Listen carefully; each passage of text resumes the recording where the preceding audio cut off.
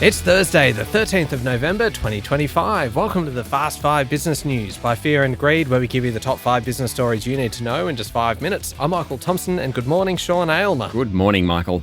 Sean, 5 stories in just 5 minutes. Let's get cracking with story number 1. The Liberal Party is set to join its coalition partner, the Nationals, in dropping any reference to net zero in its emissions policy. Following a marathon 4 hours and 45-minute party room meeting yesterday, there wasn't any announcement of a final decision, but there is a vote today.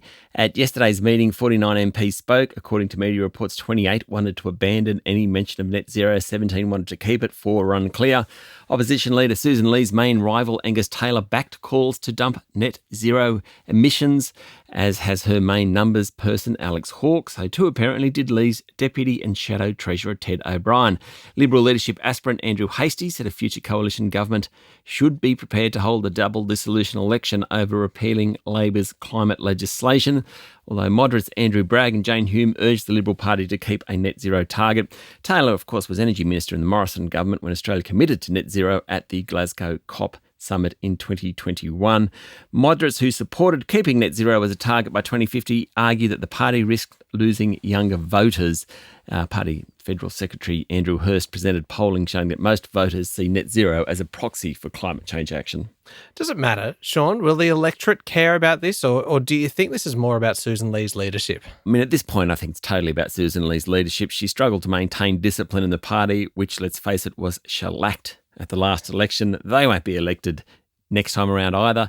The vote today won't exactly help her claim to be leader, since she'll be on the losing side of it. A handful of Conservative Liberals, including Taylor, arrived at yesterday's meeting. Obvious show of unity. They all walked in together for their cameras. Will she survive this debate? Probably. Will she survive this time? Will she be around this time next year as leader of the opposition? I doubt it. Yeah, hard to imagine. Story number 2, the slide in Commonwealth Bank's share price continues, with the ASX's largest company now down 10% in the past 5 sessions. And most of the drop has been in the past 2 days. Combank's quarterly update on Tuesday was a touch softer than expected. Analysts are worried about profit margin pressures. The shift away from Commonwealth Bank is both marked and drastic. So, ANZ, this financial year, up 33%, Westpac 20%, NAB up 9%, Commonwealth Bank down 13%. That is quite the shift. Not that long ago, we were saying the market cap of Commonwealth Bank wasn't far off the total value of the other 3 combined.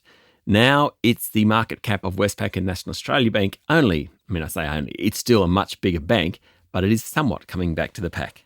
Story number 3, the social media ban for under 16-year-olds is now less than a month away, and online platforms are beginning to contact teenagers to tell them that they need to make a decision about the data that's held in their accounts. Over 1 million accounts are likely to be pinged in coming days, which, with users offered a choice of downloading data, freezing profiles, or losing the whole lot. The world-first ban kicks in on 10 December. TikTok, Snapchat, Facebook, Instagram, Threads, etc. are set to deactivate accounts, according to Reuters. Social media companies will lean on software they already employ to guess age-based engagements on the basis of things like likes, rather than just actually people asking people to verify their birth dates. That software is long established, originally developed for marketing purposes. Age assurance apps will only be used when users complain of being incorrectly blocked. The social media companies say the rest of us, those over 16, will largely be not affected. Story number 4, foreign visitor arrivals to Australia have finally, Sean, returned to pre-COVID levels, helped by some strong traffic from New Zealand. It only took 6 years, Michael. Short-term arrivals rose more than 10% in the year to September, according to the Bureau of Statistics. Holiday makers here, 697,000 of those, 1.1 million Australians returning from overseas. New Zealand accounted for nearly 20% of arrivals, as opposed to rivals. Oh. We're talking football here, but we're not. Go. Arrivals, 20% of arrivals. China remains below pre-pandemic levels, while arrivals from the UK, Singapore, India, South Korea and Indonesia have all surpassed 2019 figures. Last one, story number 5, Menulog, the Australian food delivery platform famous for its ads involving Snoop Dogg and Katy Perry, will close on the back of hundreds of millions of dollars in losses. Uber Eats and DoorDash I've pretty much eaten Menulog or something like that. Menulog was founded in 2006 as a digital marketplace that paired local restaurants with delivery drivers. It was once Australia's largest online food ordering platform. The company said it will close its local operations on 26 November after attempting to navigate challenging circumstances. Well, they were certainly expensive circumstances. Menulog in 2022 lost $275 million. 2023 lost $110 million. Last year, $32 million. Probably not a surprise they're closing. Yeah, indeed. All right, there we go. The top 5 business stories in 5 minutes. Thank you, Sean. Thank you, Michael. It is Thursday, the 13th of November, 2025.